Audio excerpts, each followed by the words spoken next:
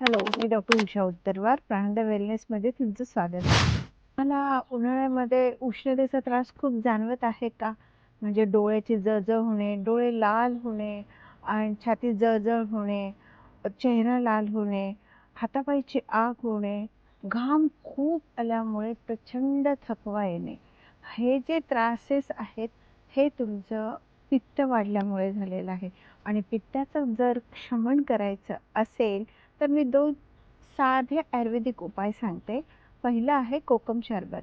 कोकम सरबतमध्ये 1 glass थंड पाणी घ्यायचं, त्यात 1 ते 2 कोकम टाकायचे, अर्धा चमचा जिरा आणि अ, हे सगळं मिक्स करून ते पाणी प्यायचं. दिवसातनं 2 ग्लास प्या.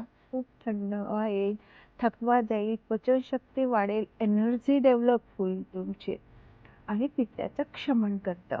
आणि दुसरं आहे गुलकंदचं दूध.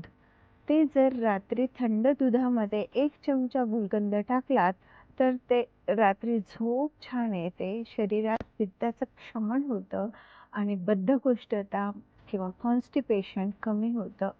हे 2 उपाय करा. साधे 2 उपाय आहेत आणि उष्णतेपासून स्वतःचा बचाव करा.